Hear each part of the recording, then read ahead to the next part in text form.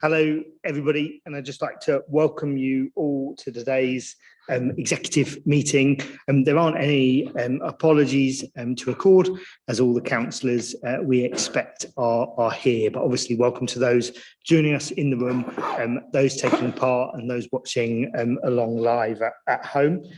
First agenda item today is declarations of interest. So I'll just give a couple of seconds for any colleagues. Councillor Craghill. Thank you, Chair. On agenda item number 8, the Minster Neighbourhood Plan, just for the sake of transparency, I just wanted to say as a ward councillor for Guildhall Ward, I have participated in some of the meetings of the Minster Neighbourhood Forum, but I'm advised that that is not prejudicial. Thank you very much. Councillor Runciman.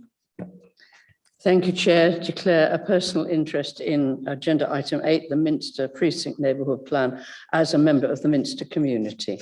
Thank you.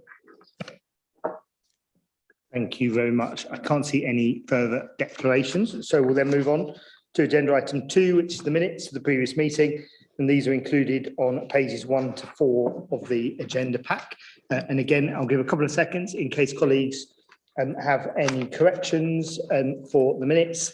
And if not, I'll please ask colleagues to nod or do a show of hands if they're happy. So yeah, that's a clear consensus in favour of accepting the minutes from the previous meeting, which then takes us straight on to agenda item 3, public participation.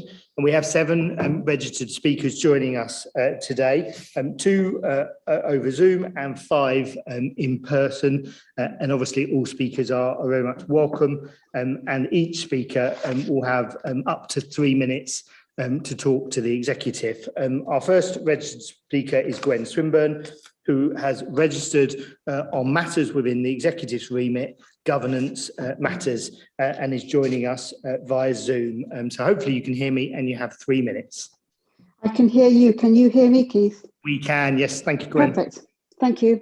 Chair, I recognise that democracy is a difficult business, that governance is probably the least interesting, but to my mind, the most important part. Under this joint administration and these statutory officers, we have been very badly served. Your promise of committee governance ignored once you took control, council meetings cancelled unlawfully at an hour's notice, key and member decision processes repeatedly abused, and that is the tip of the iceberg. But today I want to talk about the next 2 years, the complete absence of any committee or process to prepare, consider and consult on this so-called devolution process that you have seemingly committed us to. The farcical idea of a niche combined authority of 2 councils only, Mega North Yorkshire and us, and then an executive mayor, all seemingly decided through private sessions between Floyd and his North Yorkshire County Council counterpart and the 2 leaders. Chair, this is a defining moment for the future of York and this council, yet where is the democratic process, joint cross-party working, the options analysis, the public meetings? There is nothing even on this forward plan on this agenda, now down to a month, not a year. You Lib Dems seem to consider, although you only have 21 of 47 seats and Greens only have 3, it's a slim arrangement that you are squandering. We have seen the way this council and leader have been walked over already by its mega neighbour. We have seen how York Central, the only Labour-controlled area, will be the only area in North Yorkshire and York without a town or parish council. You will leave us with this dreadful democratic deficit also. Sorry to bang on about this, but someone has to.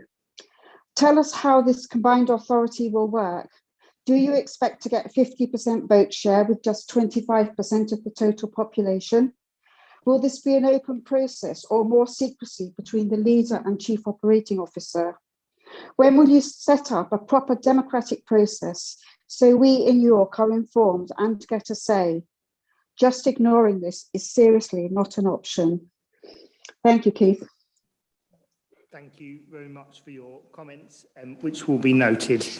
Thank you. Our second speaker today is Councillor Simon Daubney, who's registered on item 5, Levelling Up and Shared Prosperity Fund, as the ward councillor for Westfield.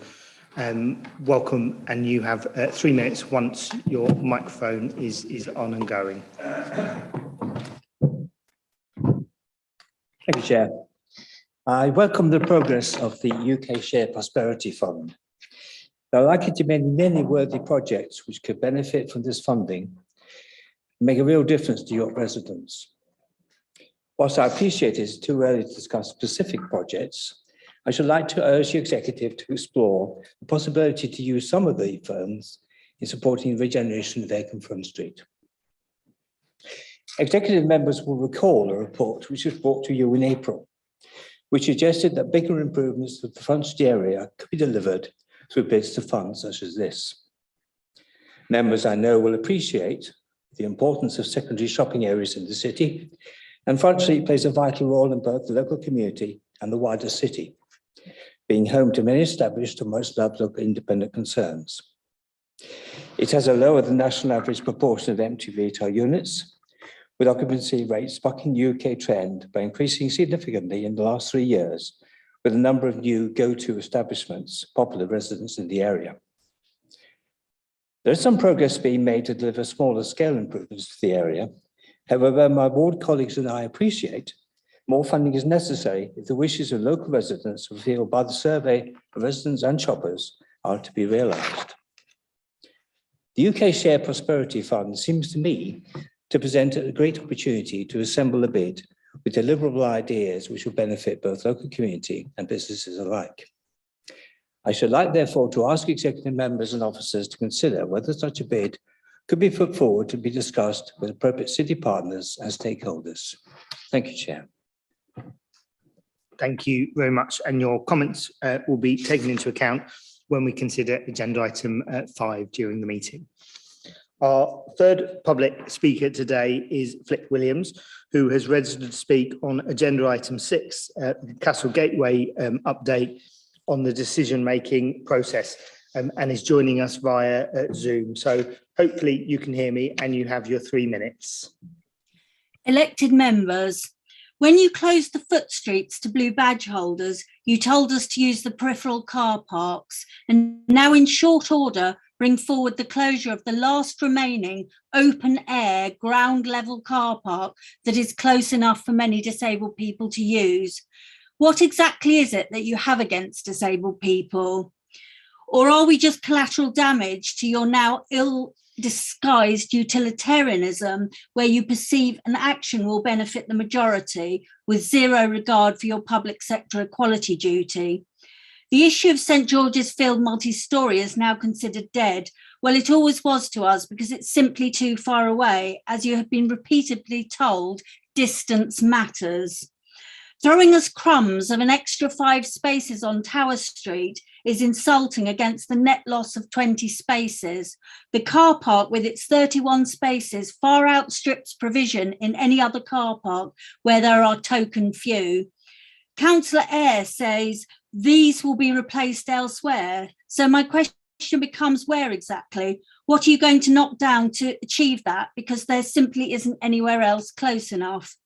Forgive us, but we frankly don't believe you, because your promises of jam tomorrow are yet another example of your failure to understand the Equality Act. You have an anticipatory duty to mitigate harm to those with protected characteristics. To be clear, that's before, not afterwards, at some unspecified time in the ever-lengthening future. The promised mitigation for Foot Street's closure have not yet arrived because of what is it now? Sellers, or perhaps because the day has a Y in it. But as you have again demonstrated repeatedly, unless it's a group that you can fly a flag on the Mansion House, tick a box and declare yourselves champions of equality, you simply aren't interested. You even damage your own business model. Closure will lose you visitors. Last week, I spoke to 2 families from Ireland. They were travelling in 2 cars, both with blue badge holders. They told me they looked it up online and thought with 31 spaces they could park together. They said they would not otherwise trust to come all the way from where they were staying for a day out, as they could not guarantee being able to park. On the planning portal, we have provided you with the solution. Retain Castle as a blue badge only facility as done in Chester, and have sufficient spaces here to make up the quota to the required 6% of the total. Because if planning votes to close it, expect to see me in my wheelchair in front of the bulldozers, surrounded by television cameras, and see what that does for your already tattered reputation. Thank you. Thank you very much. And your comments will be taken into account when we consider agenda item 6 later in the meeting. Our fourth public speaker is here with us in person, Diane Rawcliffe, who's also registered on agenda item 6, the Castle Gateway update. And this is to request an amendment to the proposal that would retain blue badge spaces and create a blue badge only car park there. You have 3 minutes to speak to us when you're ready.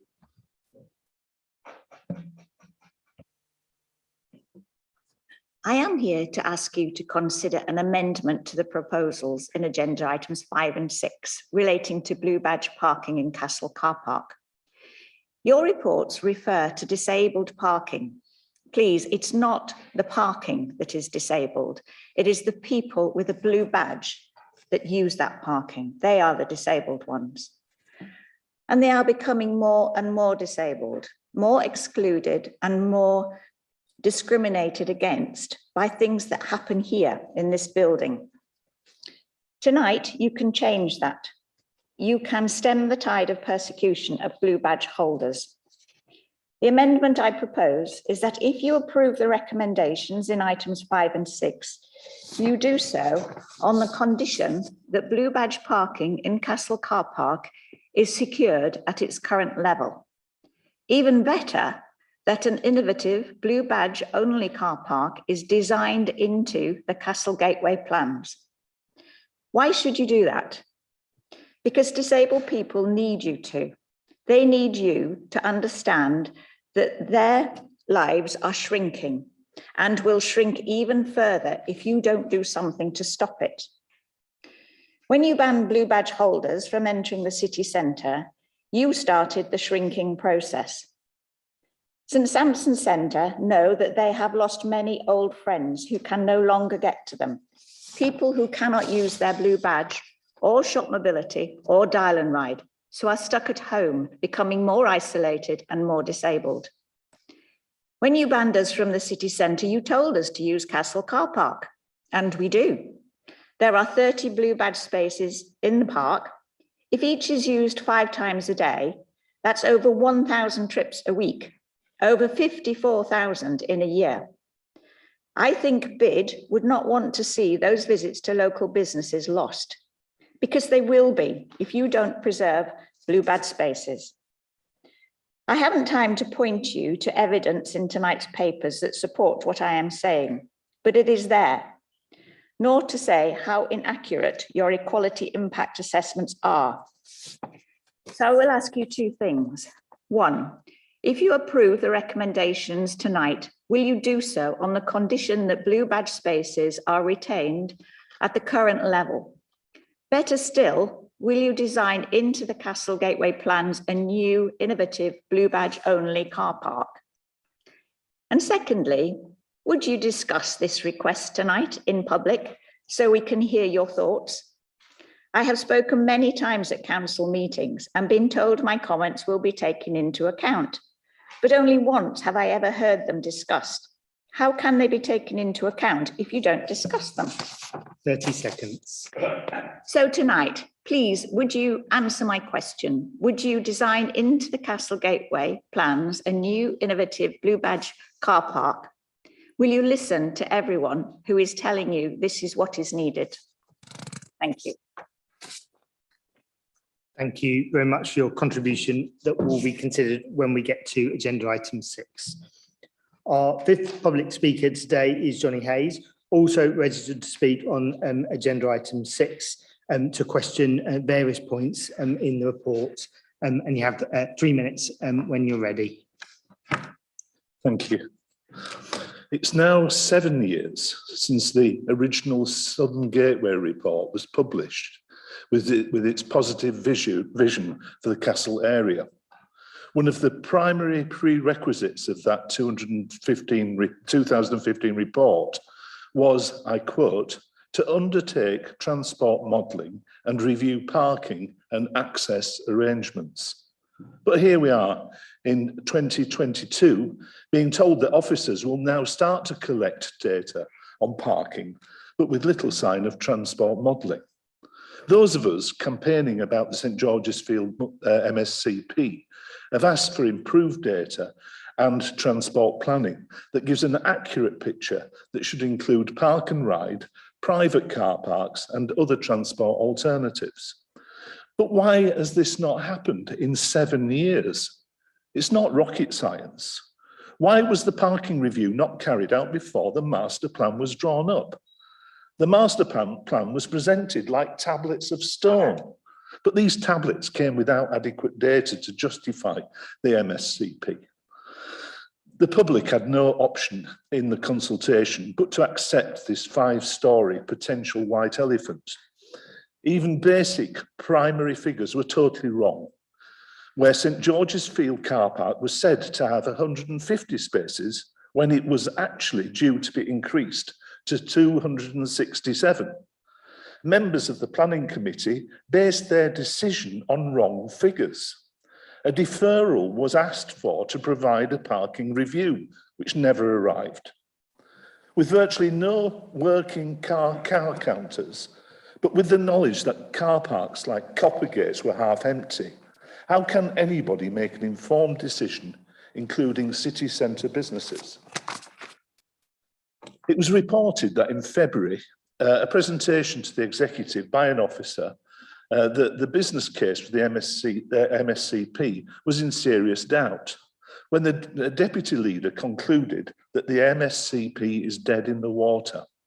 It's a fiasco and an example of mismanagement, where we find ourselves in a situation where it looks like the whole project for the Castle Car Park transformation is being prepared for a potential abandonment. I quote paragraph 42. The cost to the council of abandoning the whole project in the future could be offset. Really? Is this where this is going? This is a minimum of 3.5 up to 5.4 million pounds lost. Finally, this would be a tragedy in my view and is not the way forward. Let us carry out the research and conclude on the facts with the aim to transform the castle area without deciding in advance. Thank you. Thank you very much. And we'll take into account your comments when we get to agenda item 6. Our sixth speaker today is Andrew Lowson, who is also registered to speak on agenda item 6 from the voice of business around the agenda item. And you have 3 minutes.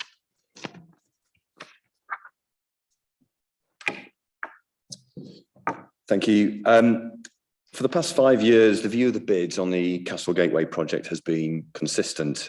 That is, it will support the loss of Castle Car Park to public realm on the condition that adequate replacement parking is constructed at St George's Field. The master plan that the bid has consistently shown to the business community shows this replacement parking in the form of a new multi-storey car park. You'll therefore forgive the business community for now feeling confused that the messaging on the replacement parking has changed dramatically from the rhetoric of the past 5 years. If we just look at recent developments, businesses find it quite hard to believe that reduced capacity that's now talked about at the multi-storey has just come to light, and this should have really been known and communicated years ago. Secondly, the deputy leader, who also sits on our board, has, as you've already heard, said that the multi-storey car park is dead in the water. And thirdly, we understand that Labour Party councillors have also indicated it will not support the multi-storey car park. So reading the mood music, you will understand why key businesses in the city have told me that they have no assurance that this multi-storey car park will go ahead. And this will change some of their support for the Castle Gateway project. You have to put this scepticism into context. Losing Castle Car Park will reduce city centre parking by 327 spaces. Businesses can't understand the true impact of this because the council does not have the ability to measure or communicate on its car parking occupancy. On top of this, the opening hours of Coppergate multi-storey have recently been reduced, and overall parking capacity in the city has shrunk at locations such as Bootham Row and also Marygate. I've said before that businesses in York are not asking for increased car parking capacity, rather adequate and good quality facilities that are easy for consumers to locate. Be mindful that city centre businesses have watched continued expansion of car parking outside of the city centre, 1,300 spaces at Vanguard, and there will be a lot of attention on the proposed 360 additional spaces at the designer outlet. York City Centre still has a great retail offer, and adequate parking capacity is important to those businesses. The Civic Trust's recent transport study showed that if you take aside walking, the car is still the dominant mode of travel. Top reasons given by the public residents was general convenience, quicker than other modes, and also ease of carriage. 30 seconds. If this executive is not going to provide a commitment to the multi-storey car park, very quickly it needs to show the business community what the alternative is. So can I make two suggestions? The first, if the council do invest in car parking occupancy counters, that like many other cities, that occupancy is shown real time on their website. This will help all stakeholders better understand the usage levels. Secondly, that a working group between the council and the bid is set up that looks at the car parking occupancy strategically and marries this with data we have from movement insights, which will show where demand for parking comes from and subsequently helps us understand where parking capacity is most required. Thank you. Thank you very much. And your comments will be noted when we consider agenda item 6. Our seventh public speaker today is Christopher Copeland, who's also registered on agenda item 6 and the decision of the deferral of the decision on the car park. And you have 3 minutes to speak to us. Thank you. I'm the Environment Coordinator for the local Labour Party, but also a member of the Broad-Based campaign, which presented the petition to the recent council meeting. It was a campaign that included Johnny and people from a variety of backgrounds. Broadly speaking, I welcome this report. Our petition argued the multi-storey would make no financial sense given the small number of additional parking spaces. And we're pleased to see that in the report, this view has now been accepted. And I note that the executive member for transport justified his change of stance by stating the car park was not acceptable in any cost benefit terms, as it would cost more than £116,000 per parking space. Our petition also called for the collection of comprehensive data on parking prior to any decision being taken. And we therefore welcome the 12-month hiatus to collect such evidence. In the brief time that I've got, 2 minutes, I'd like to make some proposals on how to make best use of that interim period. We urge council officers to collect a full range of data, including park and ride and the options that could create for city centre visitors to solve some of the problems that our colleague has outlined there. The coming year is also an opportunity to align any decision with the new local transport plan 4, the economy plan, and the overarching climate strategy, which is now in draft stage. We now have an opportunity to make specific decisions like this one, part of a holistic approach to car use, public transport, active travel, air quality, and economic recovery. Please, let's take that opportunity. Carbon implications of construction and car flow should, of course, be factored in as part of the climate emergency. We also welcome that a consultation will be taking place, and over the coming year, retailers, such as our colleague who's just spoken, should, of course, have their say. But our city is not just a shopping centre. Other stakeholders should also be returned to: heritage, tourism, conservation, and for all the reasons that Diane has given, the disability lobby need to be listened to about their specific requirements. A final note, the campaign supports the enhancement of the public realm around Clifford's Tower. And we very much encourage that project being carried forward, but a new stone bow will neither enhance the beauty of the Castle Gateway or its economic viability. And I've finished in time. Thank you. Thank you very much. And your comments will get taken into account when we consider agenda item 6. So that now takes us on to our next agenda item. And I'd like to thank all of the public speakers, which is the forward plan and this is on pages 5 and 6 in front of you. So if executive members could just indicate if they're happy to accept the forward plan, please. So I can see a combination of nods and hands. So that's clear consensus to accept that. Thank you very much. Which then moves us straight on to agenda item 5, which is the Levelling Up Round 2 funding and UK Shared Prosperity Fund report. And this is on pages 7 to 46. And I'm going to hand over to Tracy and Andy to introduce this report to us. Good evening, Chair. This report sets out 2 funding opportunities relating to the government's levelling up agenda. The first is the UK Shared Prosperity Fund, which was initially released in April with subsequent detail following on in dribs and drabs, which is allocated to every local authority via a formula, and York's share of that pot is 5.1 million over a 3-year period. And that covers 4 main themes: business support, community, place, and people and skills. And that last theme, the people and skills theme, is only available in year 3, whereas the other themes are available for all 3 years. The success of those bids will be that are aligned to the levelling up objectives, which map fairly neatly onto our corporate strategy. And our proposal within this report is that we focus the prospectus for funding on our agreed ambitions and priorities rather than developing new themes. So to secure the funding, the council need to submit an investment plan back to government to be agreed by the end of July, and that prospectus will allocate funding to the key themes within it and identify key interventions that we want to fund. So what we need to do is develop off the back of the principles of the objectives and a fairly fixed series of specified interventions, measures and outcomes to allocate that funding to deliver the most bang for the buck in what is relatively short time scale. So this report seeks delegation to the Corporate Director of Place in consultation with the executive members for economy and strategic planning and finance and performance to prepare that prospectus, to consult with a group of city partners and to subsequently submit York's investment plan to secure the funding allocation by the end of July. Government are undertaking to agree those plans by October, with the first year spend then expected by the end of that financial year. So we definitely need to kind of move at pace and have some first year projects which are capable of delivery within that first strand of funding.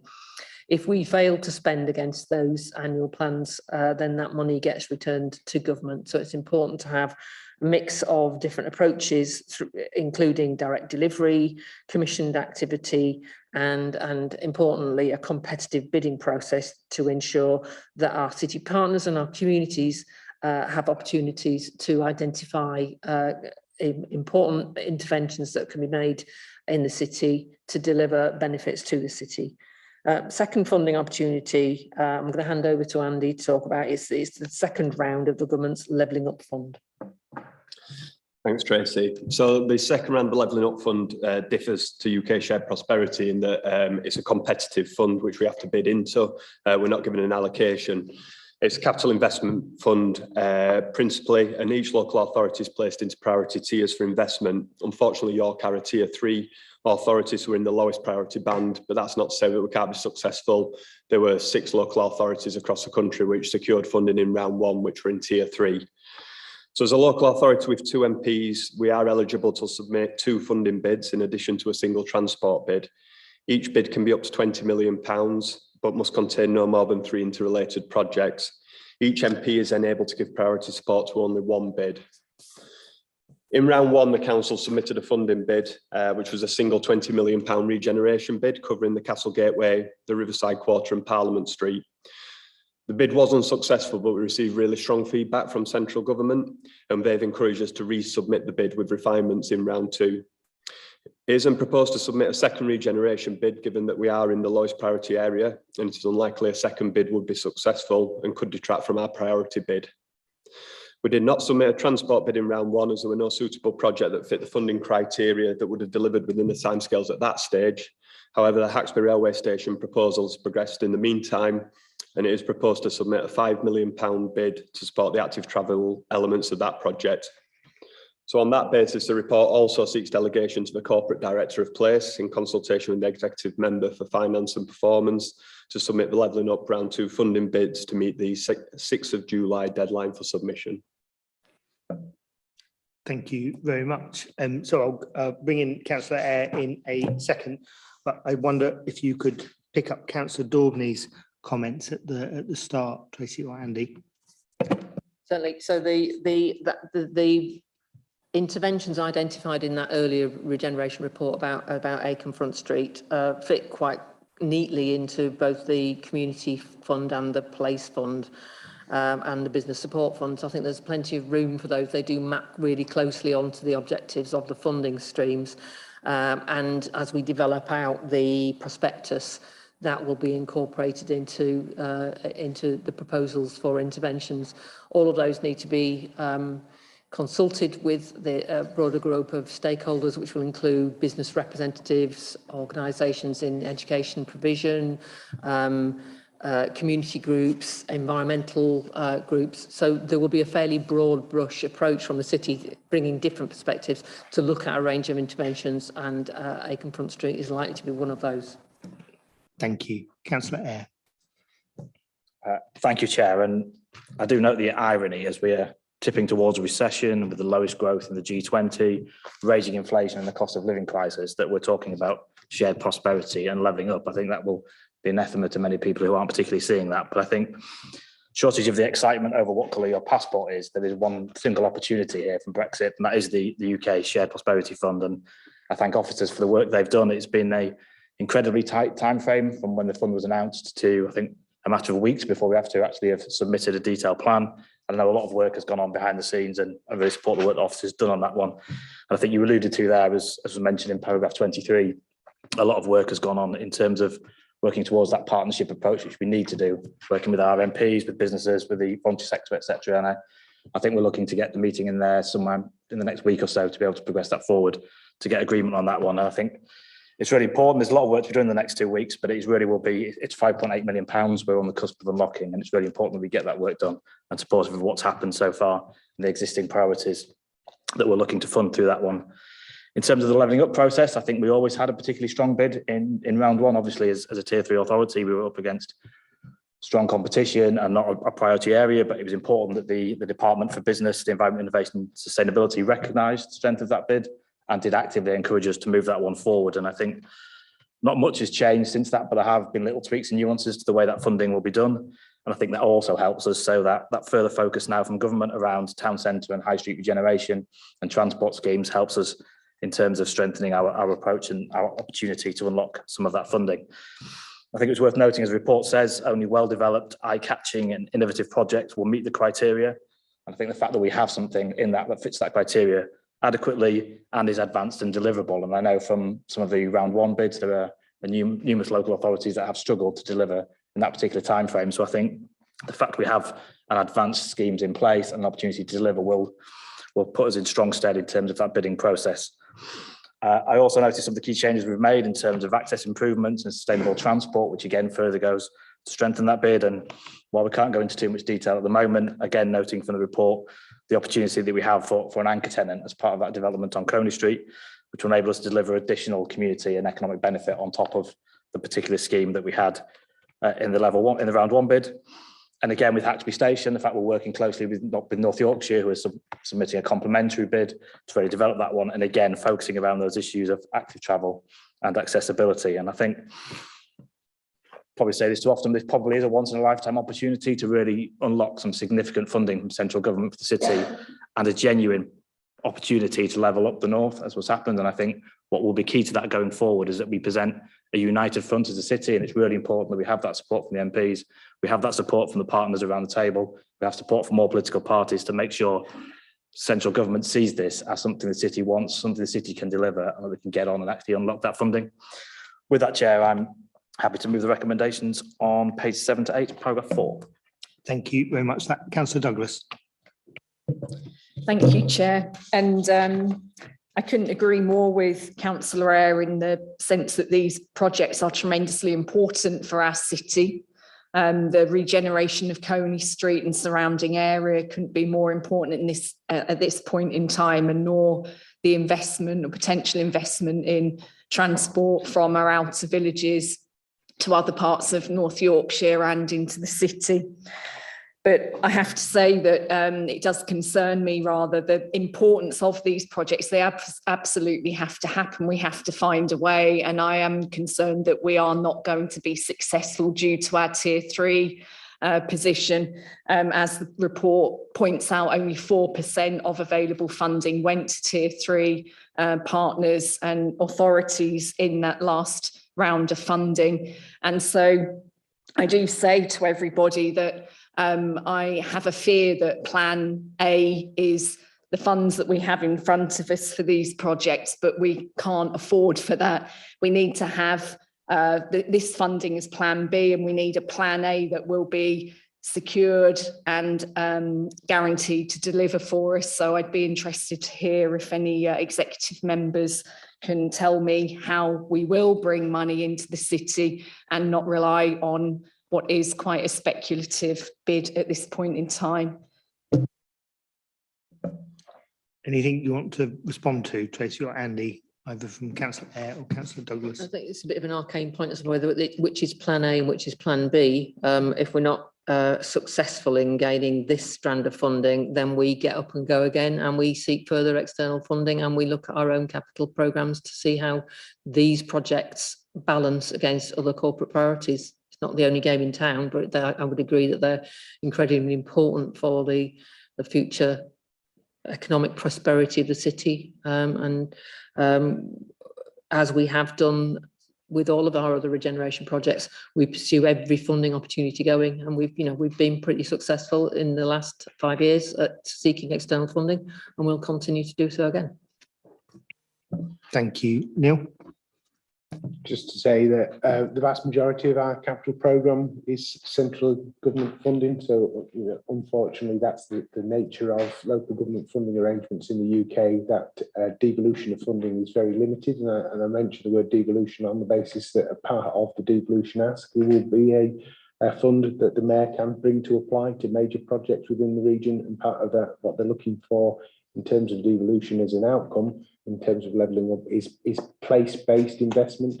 So clearly, to the extent that we're unsuccessful in this particular funding pot, there may be opportunities going forward in terms of the combined authority and that levelling up agenda through devolution.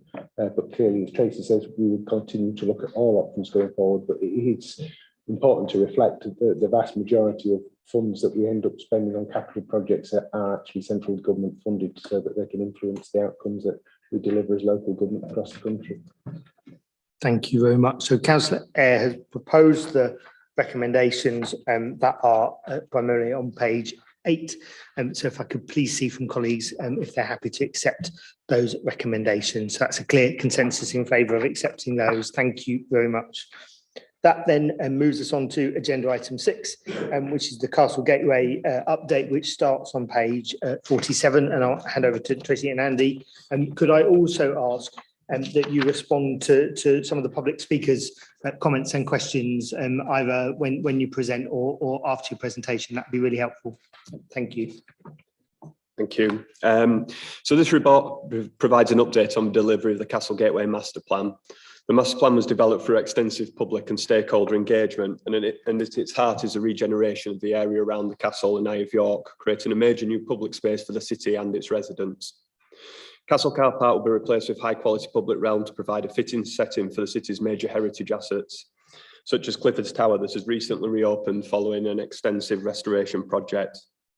The new public realm will also serve as a flexible service space for a whole range of events, from small community groups up to large attractions such as the Rose Theatre that occupied the site in the summer of 2018 and 19. The detailed plans for Castle and Eye of York have also been developed through extensive public engagement and are due to be considered by Planning Committee in the coming weeks, and approval will mark a major milestone into the project. The report asks members to note, as per the previous item, that the public realm will form the basis of the Council's levelling up fund bid to central government, alongside other key investments in the city centre. The report also updates on Castle Mills, which will provide a new riverside park at the rear of the Castle Museum, a pedestrian cycle bridge over the Foss, and 106 new apartments, including new council homes. Having secured planning permission for the development, a contractor was appointed on a two-stage contract, with the first stage to provide REBA Stage 4 detailed design and a fixed price for construction. Unfortunately, we have not been able to reach a design solution with the contractor that is acceptable to both parties, and the contract has been terminated under the provisions set out for this eventuality, with commercial discussions in place to finalise a conclusion of that contract. Consequently, the council now need to undertake a new procurement exercise for a contractor to complete the designs to the council's satisfaction and allow the project to proceed to construction phase. The procurement and design process will now mean that a construction tender price is expected in summer 2023, which would enable a start on site in autumn 2023.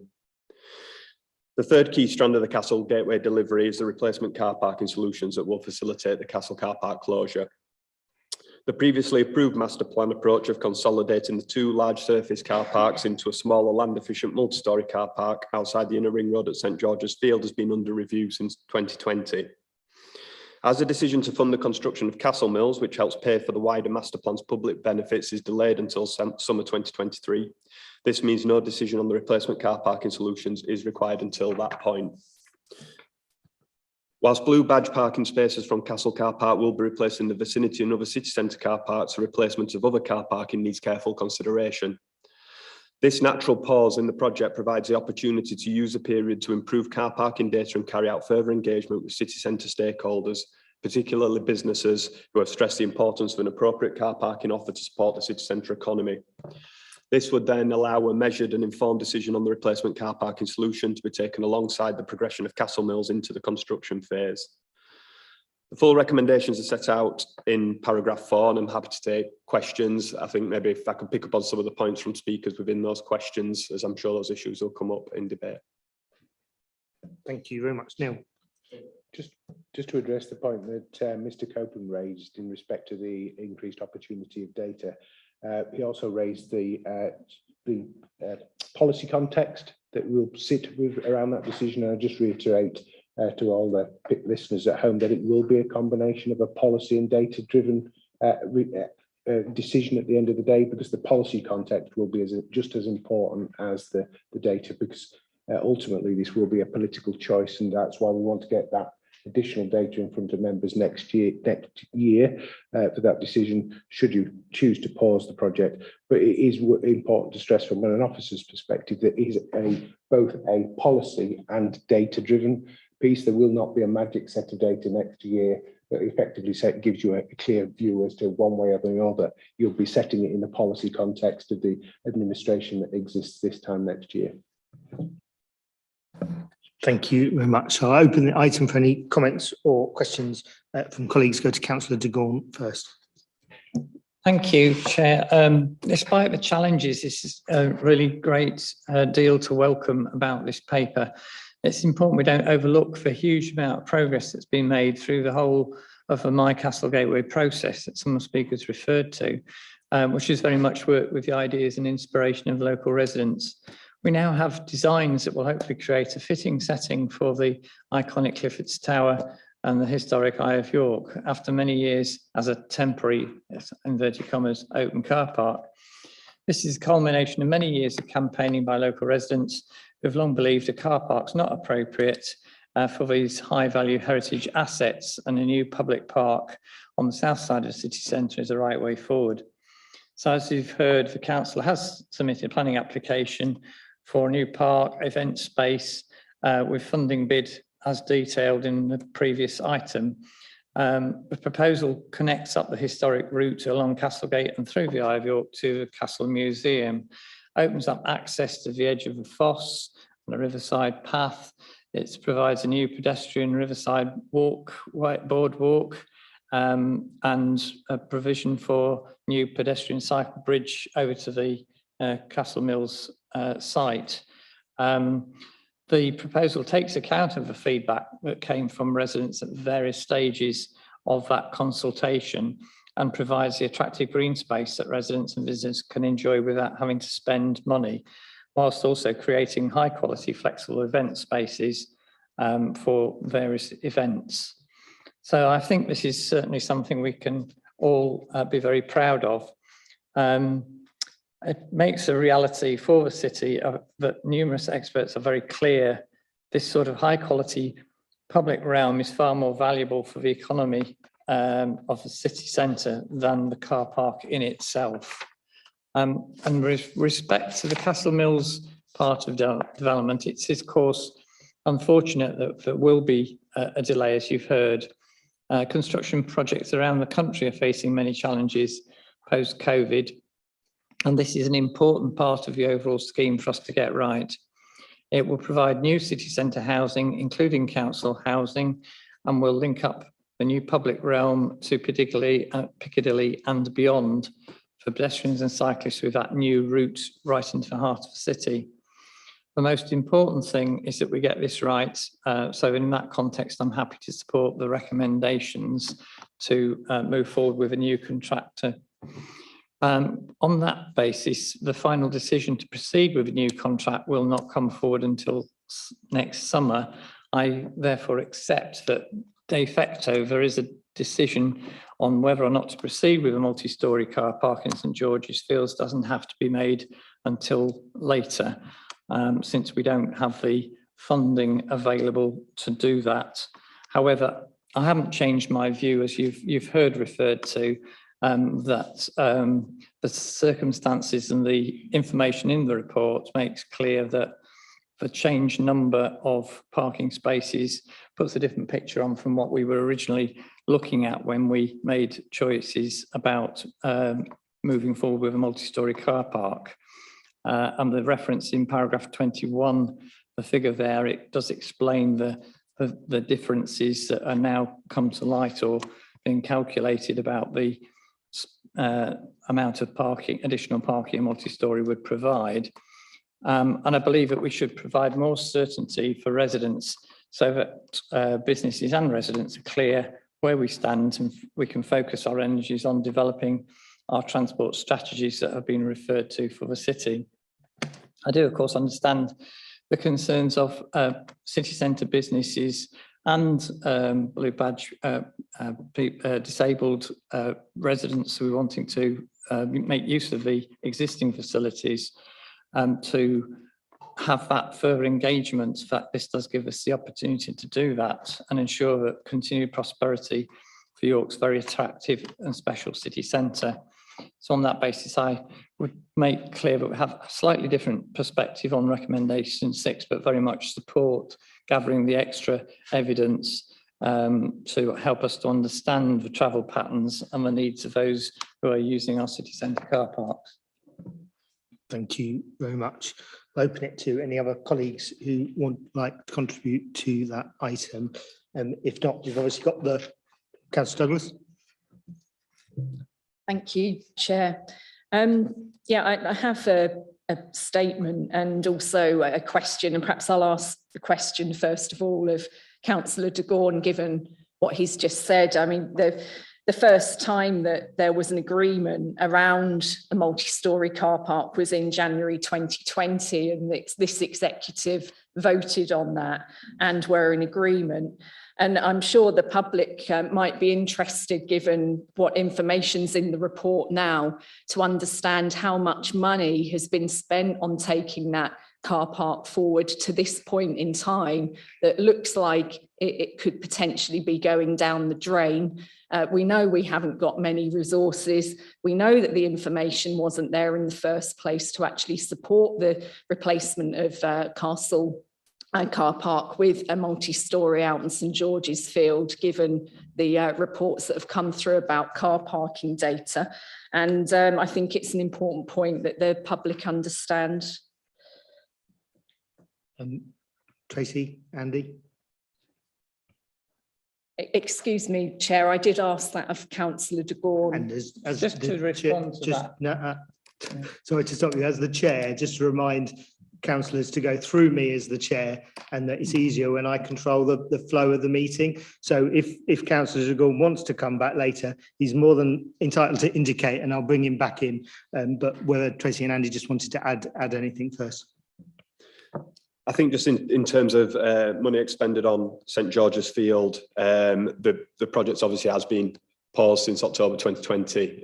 So no money has been expended since we received planning permission for the multi-storey car park. So when there was that position to put it on pause. I mean, in terms of the change in numbers are set out in the report, how the numbers have changed. But I think just to reiterate, one of the key issues that was set out in the inception of this project was that any lost car parking should be replaced. And that was at project's inception in 2016. And obviously in 2018, the master plan was approved, which set out the proposal for a multi-storey car park at that stage, consolidating the 2 surface level car parks. Some of those numbers have changed over time due to the Environment Agency completing their temporary barrier works to the car park and us getting back more spaces than we envisaged at that point in time. And also some other elements of the master plan, such as the apartments which were proposed at the Foss Basin not proceeding, which would also have resulted in a loss of car parking spaces at St George's Field. So the baseline numbers have changed over a period of time, which means the overall numbers have changed. I think just to add to that, when you are undertaking a complex, multifaceted regeneration project like this, where there are lots of moving parts, there are lots of competing obstacles and objectives, and you need to be able to undertake extensive engagement with people to understand what people want and how their differing needs can be met through a scheme. You're always going to have to do some work where you're exploring the art of the possible.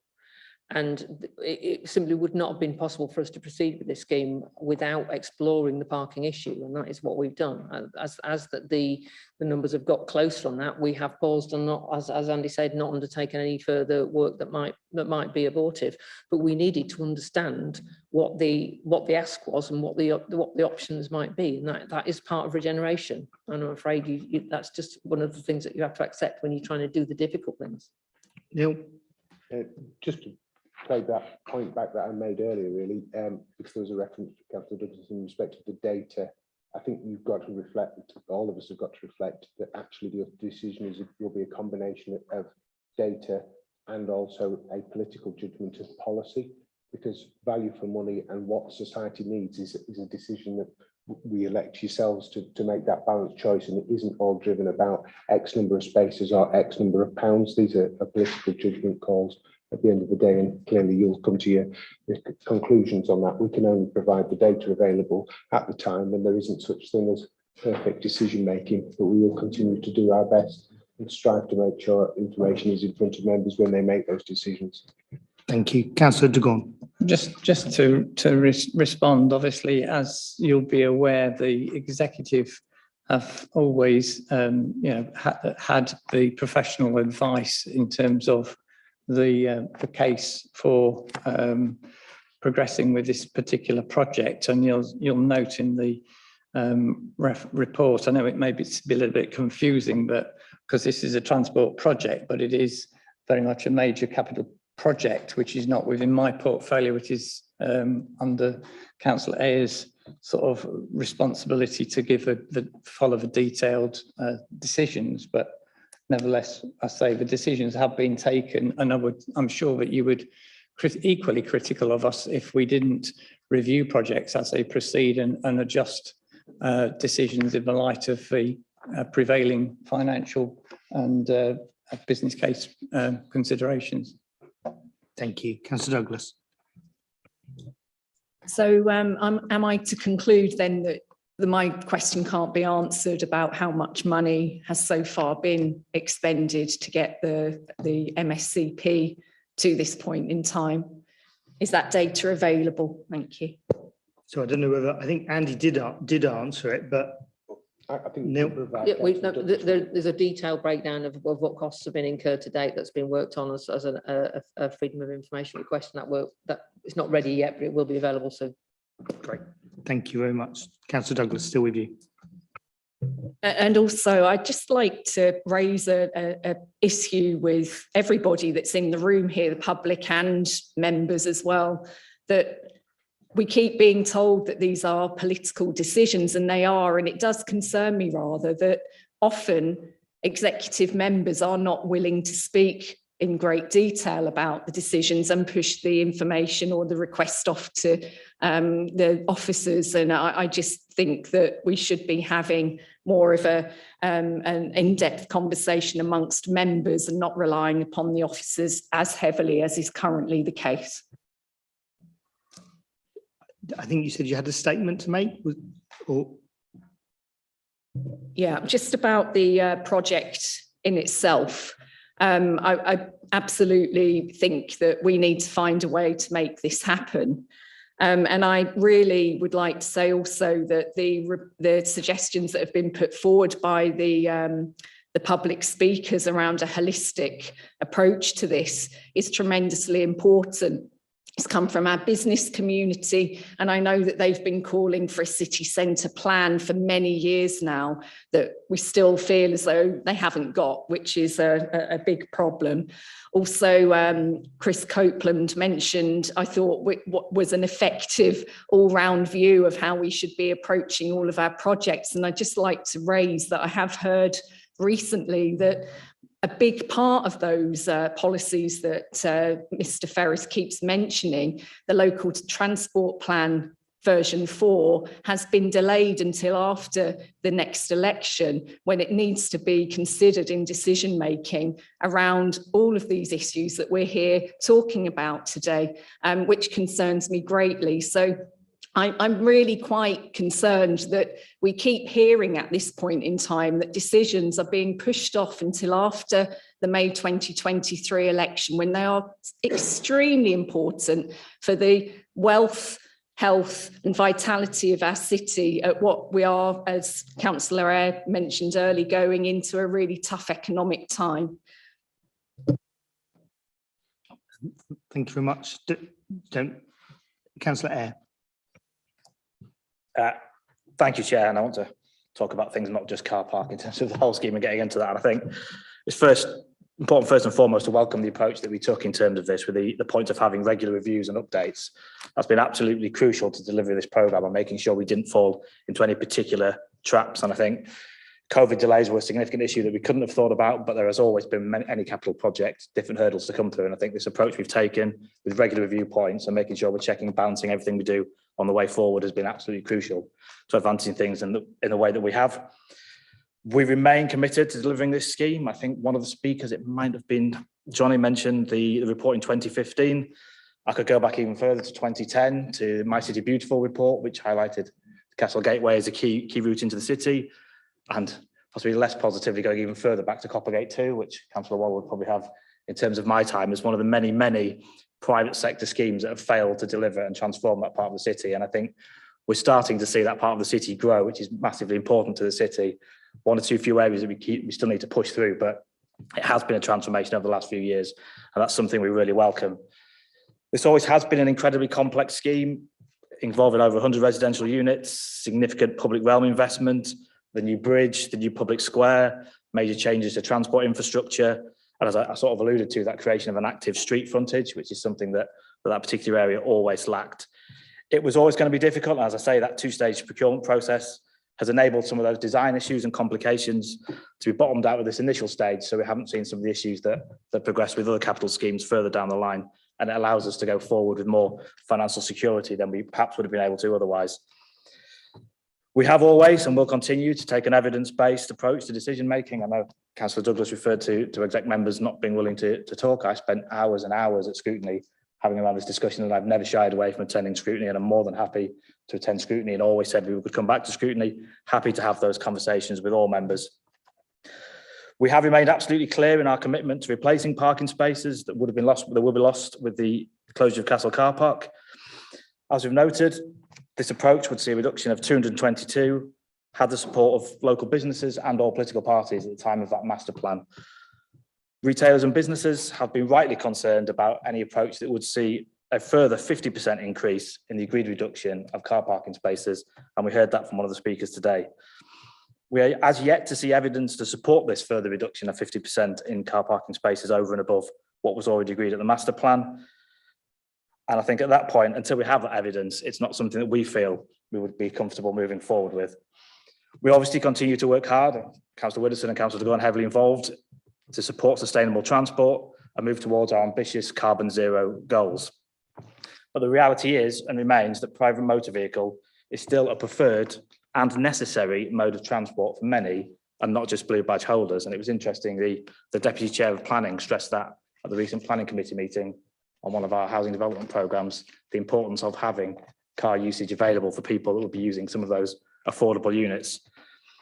To understand the best parking solution, it's only right that we make sure we analyse all the evidence and explore all the options and develop a comprehensive business plan, listening to residents and businesses, including some of those that spoke today. And I note the comments are welcomed from the petition, and most of those asks that were in the petition were the exact same promises that I made at scrutiny prior to the petition coming, in terms of evidence-based decision making and not making a decision until we had that.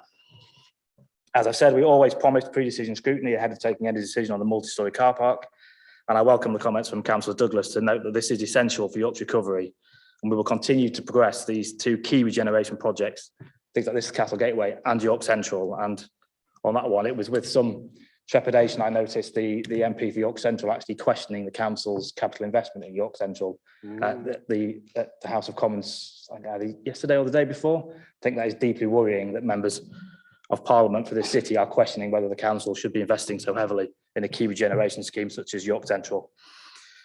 Delivering new homes and new public spaces is more important now more than ever with the situation we're in. And so I'm happy to move the recommendations on page 48 and 49, paragraphs 4 and 6. Thank you very much. So we've had the recommendations moved that are in front of us. So I could ask colleagues if they're in favour of accepting those recommendations, please. So that's a clear consensus in favour of accepting those recommendations on pages 48, 49. Thank you very much. We'll now move on to agenda item 7, which is the York Outer Ring Road update report. And this starts on page 69. And I think Gary's going to join us at the table, and then Neil's going to start the introduction. Neil. Thank you, Chair. Members agreed a design freeze on the Outer Ring Road in the autumn last year and instructed us to proceed towards submission of planning application. I'm pleased to report that that planning application submission will happen within the next few weeks. This report outlines proposals to undertake some early works in respect of that more detailed design in terms of the delivery of statutory services. We have limited ability to control statutory services in terms of the diversion works, because there has been statutory bodies, their contractual arrangements are much more in favour of themselves than ourselves when it comes to delivery timetables.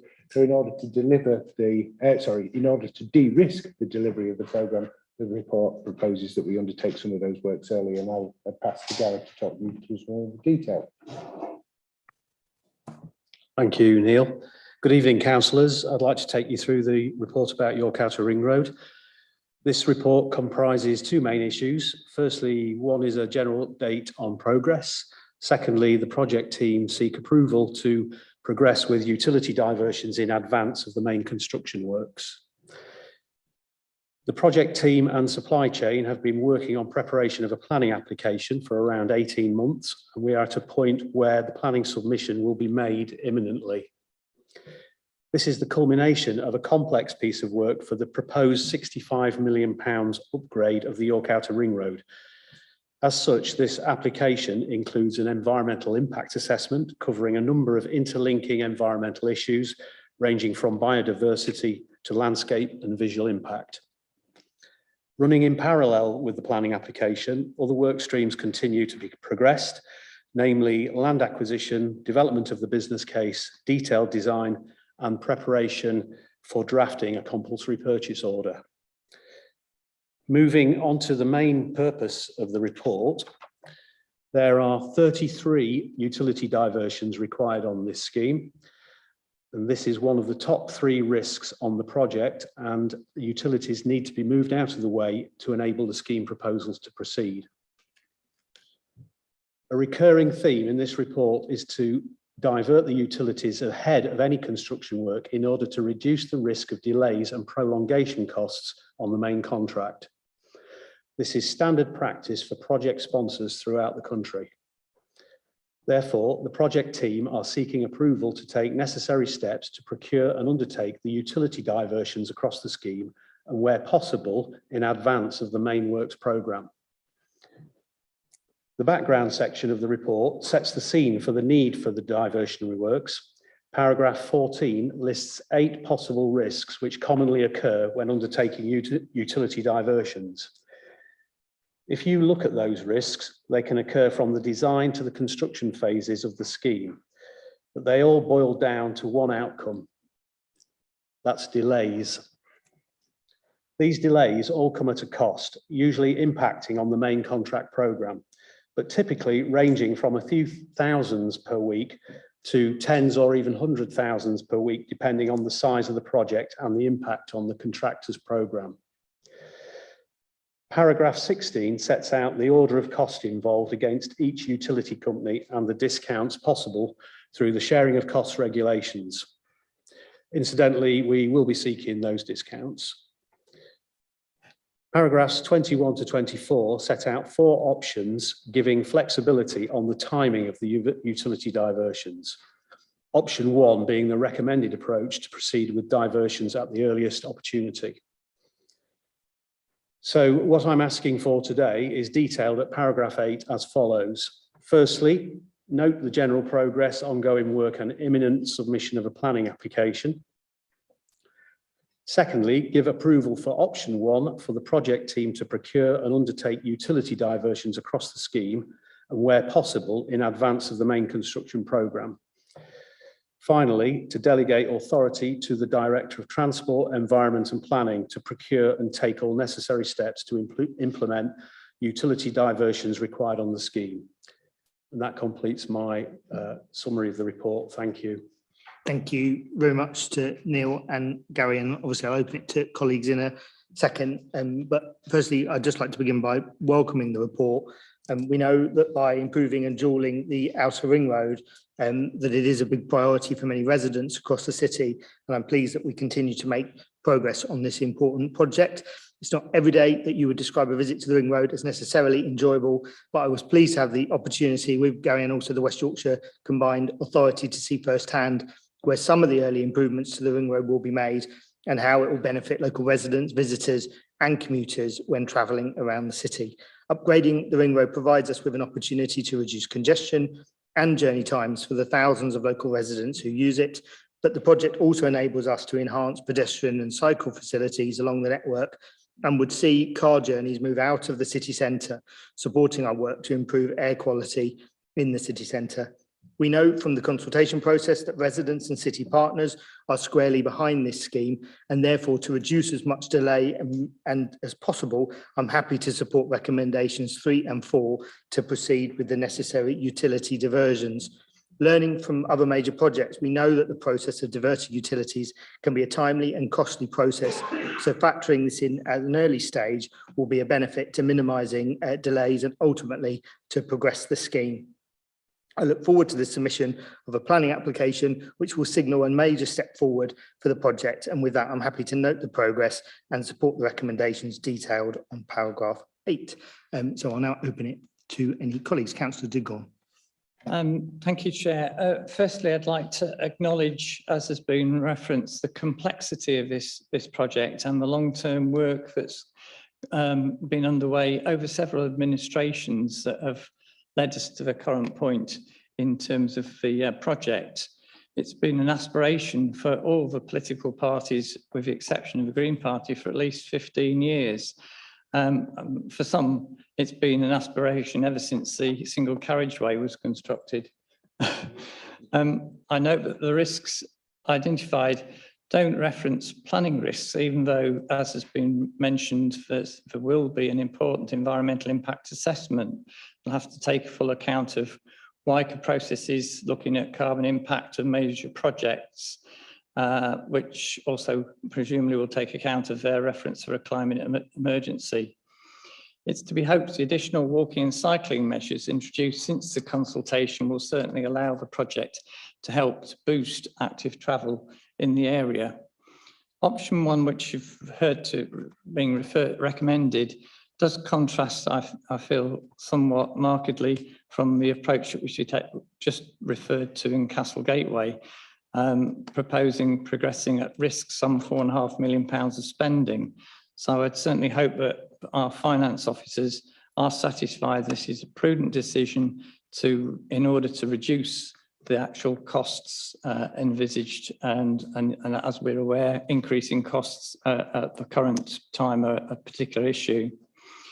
On the broader issues, the project as a whole, I do feel I need to make my position clear that my views on the anticipated benefits of this £71 million highways project haven't changed for all the reasons I've stated in previous council speeches. But now reinforced by the growing urgency of a climate emergency and our emerging target of cutting car trips by 20% to reduce CO2 emissions from transport by 70% by 2030. Increasing capacity is known to lead to induced traffic attracted to the route and thus negating the benefits in a very short timescale. So even going back to 1994, I'm sure the officers were aware of the Secretary report by an independent panel of experts that advised the Department of Transport and found that an average road improvement for which growth in traffic had been taken into account would see an additional 10% base traffic in the short term and 20% in the longer term. Data from this report was actually then used in 2006 to show that the Newbury bypass had experienced a 50% increase in traffic over what was predicted. So in the case of this particular road, the council's website does state that there will be 2,200 new homes in the area as a result of local plan developments, which I'm sure all councillors are well aware of. And on that basis, there would be significantly more traffic than there is currently in the area, with owners wanting to use local roads as well as the ring road. So whilst this project may well prevent gridlock, it does mean any benefits in reduced delays are likely to be relatively short-lived. And on that basis, myself and Councillor Cracker will be abstaining on this item. Thank you very much. Neil. Just to raise the awareness of executive in terms of the local plan, the Outer Ring Road is a key piece of infrastructure that has been determined through the transport modelling process that was necessary to ensure that the city's network continues to travel freely with those additional 18,000 homes that are proposed across the city in the local plan process. And whilst I think Councillor de Gorne is right to draw the committee's attention to the planning risk, in terms of the positioning of the additional carriageway, it is pretty constrained to being adjacent to the existing alignment. So in terms of the placement and the movement of the statutory services, we can be pretty confident that the dual carriage will go along the alignment proposed. It will be, and therefore the risk associated with the displacement of the statutory services should be minimal. Thank you. Thank you very much. Councillor Douglas. Thank you, Chair. And yeah, I listened with interest to Councillor de Gorne's explanation about why he's abstaining today. It's a difficult position to sit in as an executive member for transport, I'm sure. And the agreement and cross-party support of the York Outer Ring Road is an important transport link for our city. And it's supported because it has the potential to take traffic out of our city centre. And it really does concern me that we still are in a position where that is our stated aim, but we don't actually have a plan for that at this point in time. And as I said earlier, with the news around another delay to the local transport plan being produced, that I'm still unclear as to how quite we are going to reduce non-essential vehicle movements in the city centre, improving the air quality that Councillor de Gorne has mentioned, whilst at the same time dualling the Outer Ring Road. So we really need to get our heads around this and move it forward. I don't think there's any time for any further delay.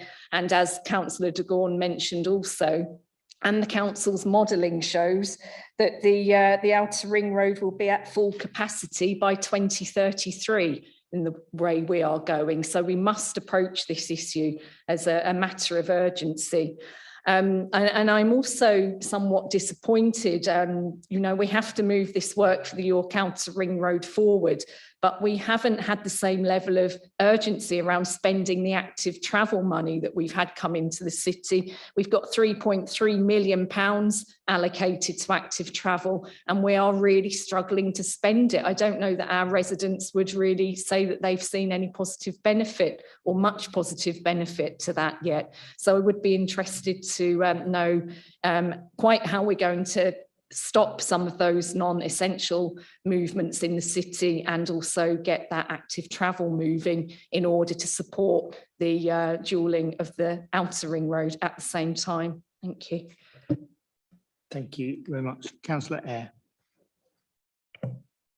Thanks, Chair. I'll be brief because I think Neil has covered most of the things I was going to reference. It was that key section about paragraph 26 and the importance of this in terms of developing the local plan.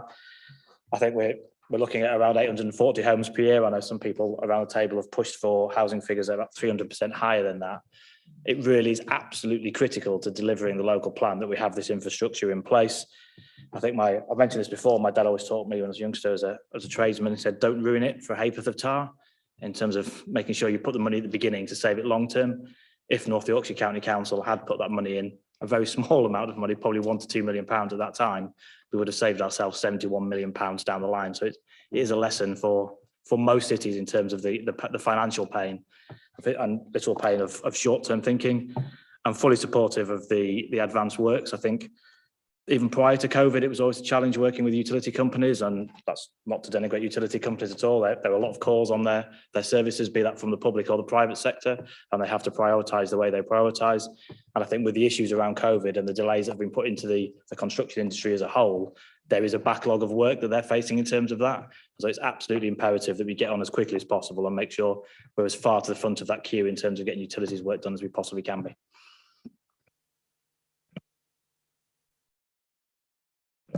Sorry, went off again. We've got the recommendations in front of us on page 70 and into 71. So if I could please see those in favour of accepting those recommendations. Thank you very much. That's a majority in favour of accepting those recommendations. And thank you, Gary and Neil. So that then takes us on to agenda item 8, which is the Minster Precinct Neighbourhood Plan. And this starts at page 99 in the pack. And Neil's going to start us off on this one. Thank you, Chair. The Minster Precinct Neighbourhood Plan was considered by Executive on 17th of March and taken forward to a public referendum. The results of that referendum are now in. John is going to talk you through those and the statutory process for the authority's role in that process going forward. Thank you, Neil. Yeah, just to confirm, this report went to the working group yesterday. The Minster Precinct Neighbourhood Plan has been prepared by your Minster Precinct Neighbourhood Forum and ongoing engagements with the local communities and the council.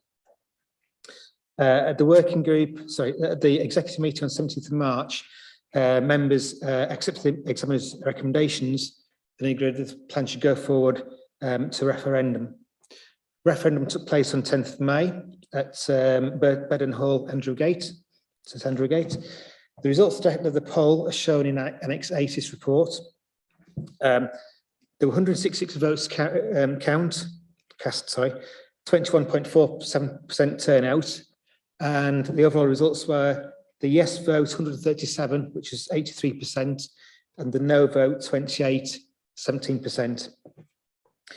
The Neighbourhood Planning Regulations 2012 require that if the percentage is over 50, the council is legally obliged to make the plan, i.e. adopt it. The regulations say this must take place within 8 weeks of the referendum date, which would work out as within or before 5th of July. The neighbourhood plan is considered to meet the basic conditions and all relevant legal and procedural requirements and is supported by the examiner's report. So the executive is asked to, first of all, consider the results of the referendum formally and make the plan, and secondly, to approve the decision statement attached as Annex B to the report, published in accordance with Regulation 19 of the Neighbourhood Plan, Regulation 2012. Thank you. Thank you very much. Councillor Mason. Thank you, Chair. And I think thank you to all the work that's gone into it. I mean, it's obviously been a huge effort. A lot of work's gone in from the Minster Fund, the Forum, the Minster community generally, and just local residents that are in that patch. They'll be the first cathedral ever to have this type of plan attached to it, or heritage asset. And I think we should be really proud in York that we've kind of thought strategically and worked with the Minster to come up with a plan that they can put together and that works. The biggest amount of work that we'll see for the last 150 years that have gone by in terms of the work that will be done on the Minster, and a huge amount of collaboration, bringing skills and technology to really make the work that is going to happen there really innovative and really impressive. So I'm pleased that this work will safeguard this asset, and it's not just York's asset, or England's asset, or the UK's asset. But we know people come to the Minster from all over the world, so it's really important that we can support this and make the plan. So happy to move the recommendation.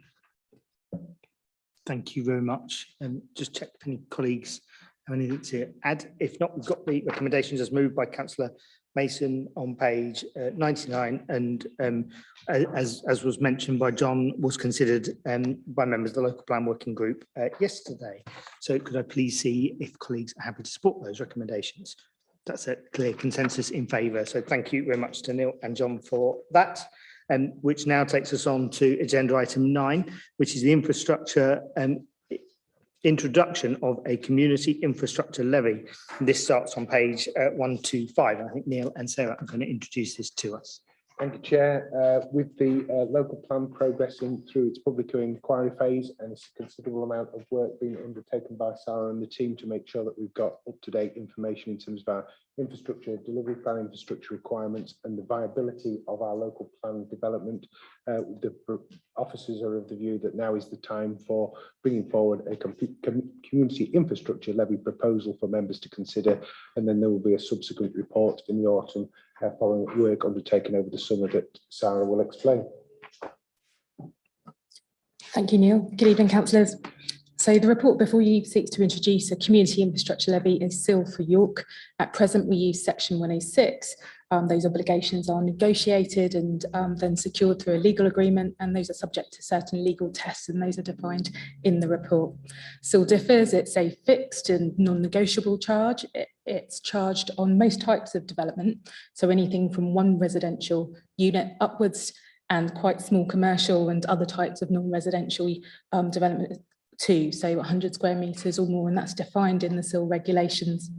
It's worth highlighting that SIL can operate alongside section 106. So section 106 continues to be used for affordable housing, and in general terms, your on-site infrastructure requirements, and SIL operates alongside that. So if we think about the total developer contributions as a pie, some of that will come through section 106, some of it will come through SIL, and where section 106 doesn't apply, it will all come through SIL.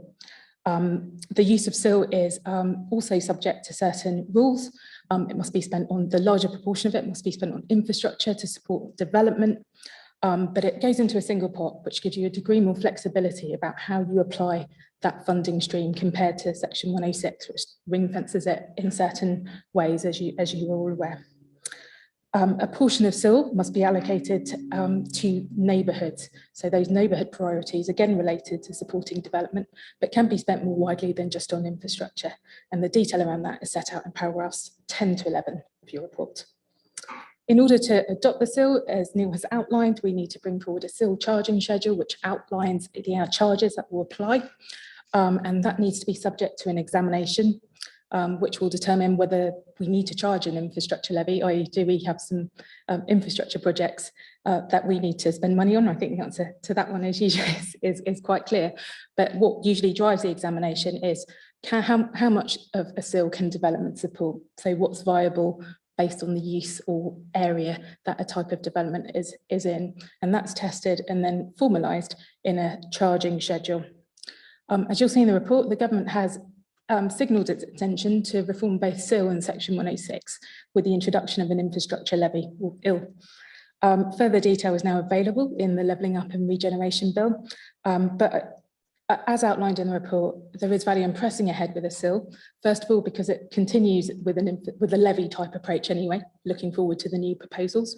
But also the government has indicated that they will introduce this new infrastructure levy in a kind of test and learn way, which indicates there will be some time before it comes into effect. So in this context, the Executive have asked to move forward with the preparation of a SIL to enable the collection of funding to support infrastructure in the city and support the local plan. Thank you. Thank you very much. Councillor Mason. Thank you, Chair. Again, really pleased to see this coming forward. And I think it will help us to deliver some of those neighbourhood priorities that residents often want us to focus on when they do see development going on. I think developers contributing in this way as well will be more positive, and particularly as a council will help us to move forward some of our own local plan policies. In terms of how we can use it, obviously it's so wide, it's infrastructure, so it's schools, education, hospitals, care, public space. You know, it's really wide ranging, and obviously offers a much more flexible approach than the standard 106 money. And obviously a big portion is ring fenced for us to use and engage with residents on how it's spent. So really pleased to be moving these recommendations. Thank you very much. Councillor Douglas. Thank you, Chair, and thank you, Sarah, for that report. It's really interesting, and it's tremendously important that we get our local plan in place, because the local funding in section 106 really hasn't delivered for our city in the way that we've needed, with the amount of development that's going on across York. And the SIL will add further opportunity to develop out that much needed infrastructure that we know we are missing at this point. And I would like to say to Executive that particular areas of concern around that are the lack of any health service build out that comes through section 106 at this point in time. Our health services are absolutely stretched to and capacity, and above capacity in many places, and we just haven't been able to secure money for that through section 106 to this point. The other element that I really think needs looking at through the schedule is purpose-built student accommodation. We currently don't get any section 106 contributions through that, and SIL will allow us to charge on that kind of development as well. So there are tremendously important aspects to this, and I think it's really critical that we get a good schedule for York that really allows us to respond to the development demands that are on the city at this point in time. Sarah, any comments? So as outlined in the report, the SIL charge is driven by viability. So it does allow you, subject to the viability of establishing that charge, to capture from a wider range of developments. That will be tested through the examination process and based on the evidence, but it does certainly allow one to capture a greater proportion of contributions. In relation to health matters specifically, clearly SIL goes into a single pot, as I described, and it'll be for Executive to determine how the use of that money is allocated to those different infrastructure demands. And clearly there'll be a range of different infrastructure demands that we need to respond to. I don't know, Neil, if you wanted to. Yeah. No, I think Neil is indicating to me that Councillor Eyre had indicated. Sorry. Apologies, Chair. Thank you. Thank you very much. Councillor Eyre. Yeah, thank you, Chair. It's kind of hot off the press. So as the Chair of the Local Plan Working Group, I just wanted to update sort of on a few of the issues that had come out of last night. I think we had a really productive discussion on the whole. I think one of the key areas that was highlighted that I think we agreed to take away was the importance of neighbourhood plans in terms of unlocking some of that SIL funding if it goes forward for areas that are unparished, and how we can look. Obviously, the agenda item before is the first non-parished neighbourhood plan we have in the city, and looking with officers to see, and board members in particular, about how we can work with those non-parished areas to help them bring forward neighbourhood plans. The one thing the committee did ask for was a slight amendment to the recommendation. So in those areas that don't have parish councils, in terms of where that funding is allocated, that scrutiny is involved in some of the planning about how the mechanism will fit for those. And obviously, don't have to formally move that as a recommendation, but more than happy to take that one forward. And then lastly, just to comment on the Councillor Douglas said, fully support her comments around health improvement through section 106. It's something with multiple hats I've been working on across both York and North Yorkshire. The NHS has been very slow, I think, to engage with the planning process in terms of putting forward what it needs in the country as a whole, and certainly in this particular area, in terms of being engaged in 106 and putting forward strong cases for what they need in terms of development. And that has been to the detriment to everyone in the city, the region, and probably nationally. And I think also in terms of delivering infrastructure, the government has let us all down particularly badly, and Councillor Douglas will know in her own ward at the back of the library there, we have that particular site that was identified as a priority area for investment for the NHS in terms of delivering a new large GP sector. That land has been earmarked. We worked with them through the one public estate, etc., and still the promised government funding to deliver that, I think probably 10 years on, has still never materialised. In fact, to the extent now that nobody's even talking about that particular funding for new GP surgery. So that is something that we will continue to work with you to lobby government to ensure that we get the investment we need in our NHS. Thank you, Councillor. So just to check, did you want an additional recommendation as a result of that? As long as I don't have to try and word it now, if that's okay, Chair. I'll check with Janie and Fiona on that. It was just for the mechanism for allocating funding to non-parish wards to be discussed by, I think it was Economy in Place Group. I think Neil might help before we come back. Neil. Thank you, Chair. The local plan working group asked that as the allocation of the SIL proportion to the local community in unparished areas, there is no actual statutory body in existence. The executive has the discretion as to the methodology for that distribution, and effectively the economy and place scrutiny to bring forward recommendations to the executive to consider how non-parished areas local proportion might be considered for distribution by executive when you make the decision on the charging schedule in the autumn. So in that sense, it's probably not a recommendation at this stage, other than us noting in the minutes that we are happy to go to scrutiny and then bring that aspect of it back as a recommendation when it comes back to executive. Yeah. So I'm seeing nods, probably an easier way of doing it. So thank you very, very much. We've got the recommendations in front of us on page 1 to 5. Could I please see those colleagues in favour of accepting those recommendations? That's a clear consensus. Thank you very much.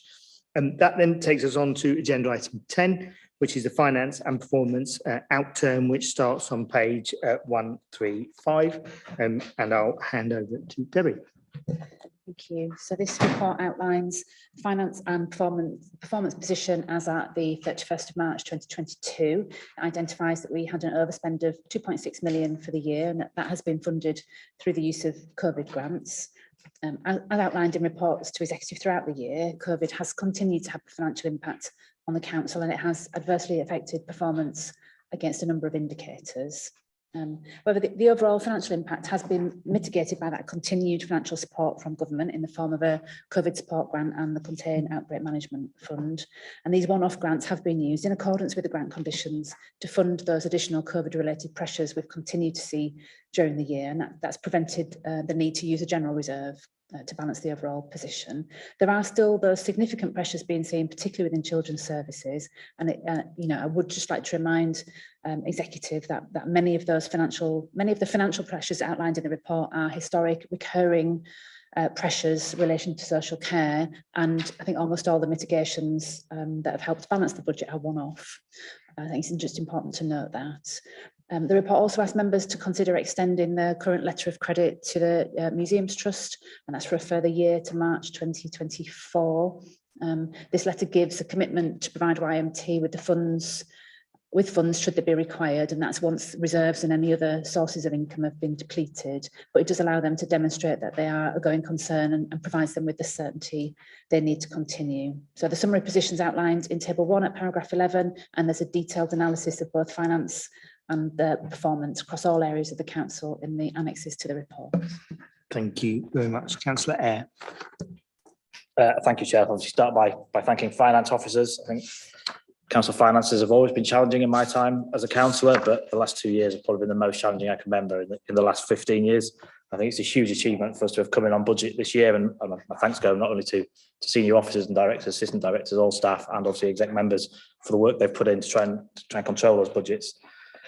As Debbie alluded to, we've had huge pressures continue in our people directorate, and I take this opportunity, I suppose, to thank the leader for giving me the health integration portfolio to add that to my list of concerns and worries in terms of financial pressures. That though it is an issue, the NHS is under significant stress, I think, through the new structures that we're talking about now through the ICS and the integrated place boards. There is more of an opportunity for local authorities to get involved with health and work together, and hopefully look to work together to manage those budget pressures across both health and social care, rather than trying to sort of, as we have done in the past, probably pass problems to each other and pass them back and forth again. We can really have the opportunity, if we get that right as part of health integration, to really work together and use our budgets as smartly as we possibly can.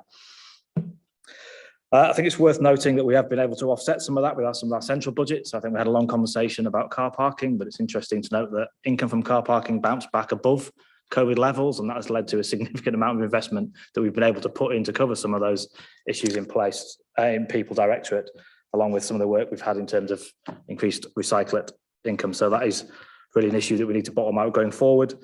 Pressures are not going away. We continue to get rising demand, and our ability to raise money to deal with that is limited. So we really do need government action in terms of that. On top of the usual sort of growth in demand that we see in both adults and children's, we're facing significant issues, as everybody is, around inflation. I think I probably would flag as well to everybody the issues around wage pressures. I think the public sector as a whole, and particularly in local authorities, get something of a raw deal in terms of pay deals, and that makes it increasingly challenging for us in terms of recruitment and retention of staff, and that pressure will continue to grow. And we will continue to call on government to take actions to enable us to be able to fund the services that we need and be able to protect the residents in the way that they deserve. Highlight a few key areas of performance. Obviously, exec members happy to allude to things themselves. Delivery of 224 affordable homes. That's the highest delivery of affordable homes in this city for a decade. Parliament Street, we've had a lot of talk about the need for regeneration, but it's encouraging to see that footfall there is back to almost pre-pandemic levels. That shows a level of confidence in the city, as does the percentage of vacant city centre shops, which is well below the national average and continues in the correct direction. Again, the percentage of our working age in achieving level 2 up and level 4 up, already way above the national average, continue again to rise even further above the national average. And particularly pleasing to see, despite all the pressures in adult social care, that the satisfaction survey, again above national average, continues to still increase further above that one. So with that, Chair, happy to move the recommendations on page 136, paragraph 9. Thank you very much, Councillor Eyre. I'll open the item for any comments. Councillor Douglas. Thank you, Chair. I think that it's important that we do acknowledge the challenges, the financial challenges that adult and children's social care is under, and this has been going on for many years now, and we currently have £7.5 million gap in children's social care, for example. And the biggest concern that I have at this point in time, when we've had a requires improvement Ofsted report for children's social care and children's services, is how quite we balance the need for investment in that area at the same time as keeping our budget under control. And I wonder if the executive member has had any chance to consider this. So I'll leave it there. Thank you. Thank you very much. Councillor Craghill. Thank you, Chair. I think Councillor Eyre, to be honest, has covered most of what the points I was going to pick up, just really highlighting a couple of the positives in the report, whilst obviously recognising the significant challenges as well. But around new affordable homes in the city, which we have with 224 delivered during the last financial year, which is indeed the highest number for a bit over a decade, I think, 2010-11. Obviously, whilst that is positive for people who are seeking affordable housing in York, obviously more is required. But I think it's worth noting that although housing consents have been lower in the last financial year, largely due to the COVID impacts, I think most people are aware of, over a quarter of those consents have been down to the council's own housing delivery programme, and this is continuing to make good progress and make a significant contribution to affordable housing supply, and also setting standards for the local plan sites, which with an approved plan would double annual housing delivery. So I think there are some very positive aspects in this report. At paragraph 27, there is a reduction of antisocial behaviour incidents in the city centre, which is positive to note. We have seen a year-on-year reduction in the number of these incidents, and it's encouraging to see improved partnership working with the police and the York bid having a positive impact. Always more to do on that as well, of course, including edge of centre neighbourhoods, where we are working at the moment in partnership arrangements and in other parts of the city. Thank you, Chair. Thank you very much. So we've got the recommendations from that report on page 136. I could please see if colleagues are happy to accept those recommendations. That's a clear consensus. Thank you very much. That then moves us through until the capital programme Outturn, agenda item 11, which starts on page 177, and I'll go back to Debbie. Thank you. So this report sets out progress in the delivery of the capital programme and the year-end position again as at the 31st of March. And it also includes the overall funding of the programme. There continues to be a significant level of investment in a range of schemes, and some key areas of progress are listed early on in the report, paragraphs 2 and 3. It's been referenced a couple of times already this evening. We're all aware that we're experiencing levels of inflation that have not been seen for quite some time, and the MPC agreed a further rise in interest rates just today to try and tackle that issue of rising inflation. Prices of raw materials are particularly expensive, so that's all impacted and will continue to put pressure on the capital programme. So we are reviewing that kind of price risk that's inherent in the capital programme. And we'll include further information and detail about that within the next capital monitoring report to this meeting.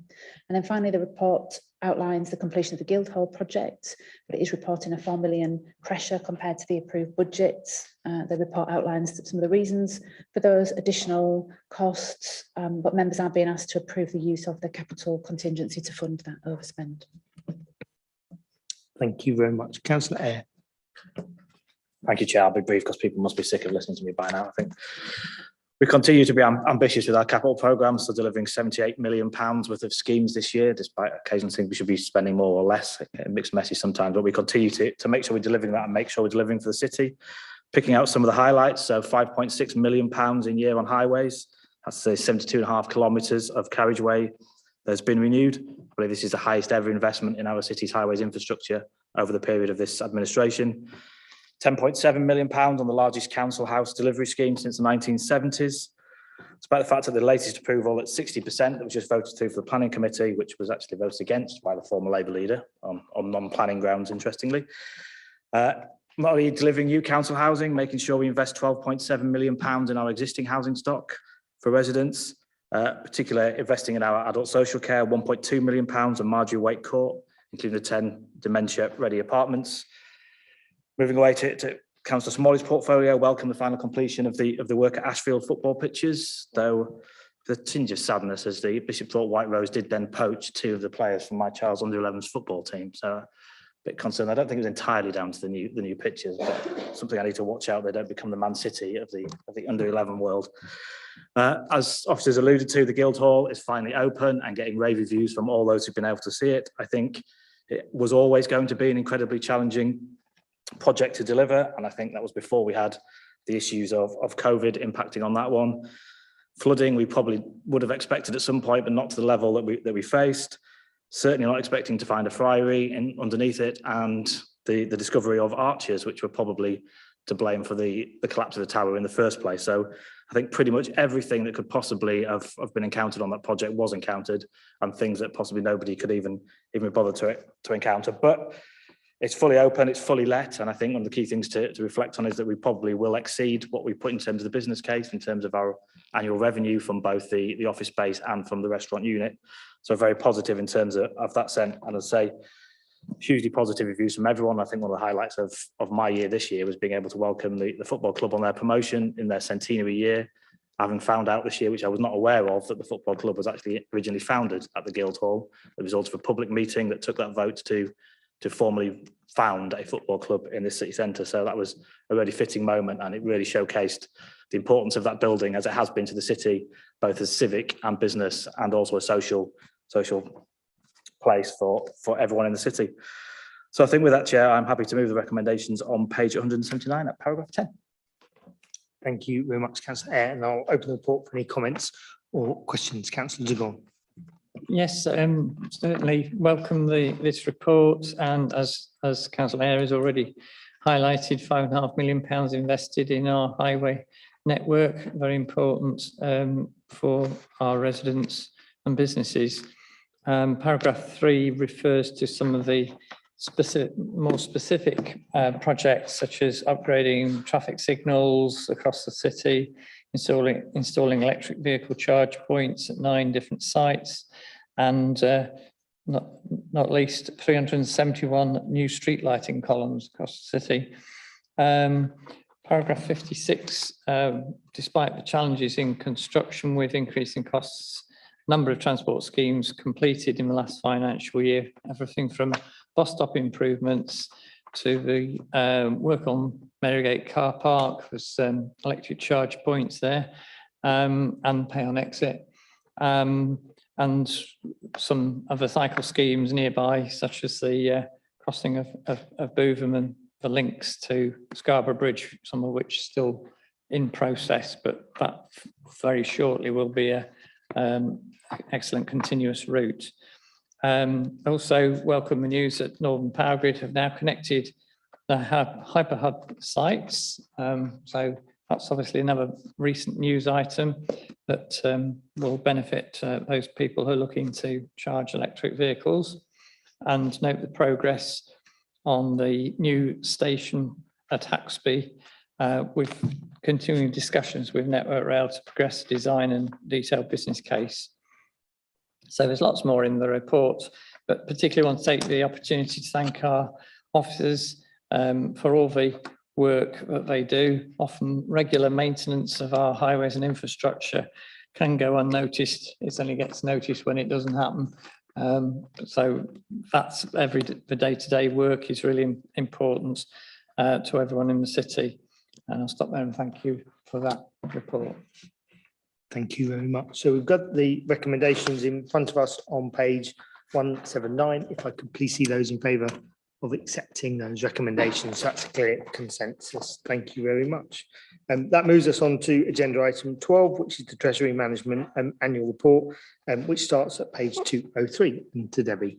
Thank you. So this is the final report in the suite of outturn reports at this meeting. It's a statutory report that's required by the Prudential Code, but there are no significant issues to bring to your attention, no changes to the strategy.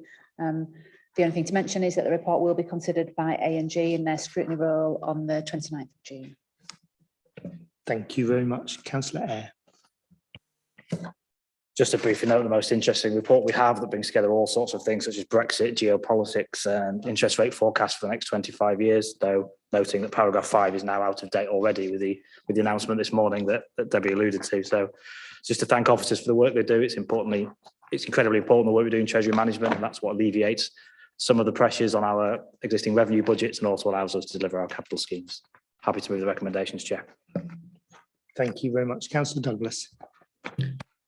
This is a question, really. So I noticed the forecasting for borrowing, and I'm just wondering if the numbers up to 26, 27 actually include forecasting for increasing interest rates, given where inflation is going and what we expect to happen on that and how it will affect the impact on our revenue budget, because that's how we pay for debt servicing.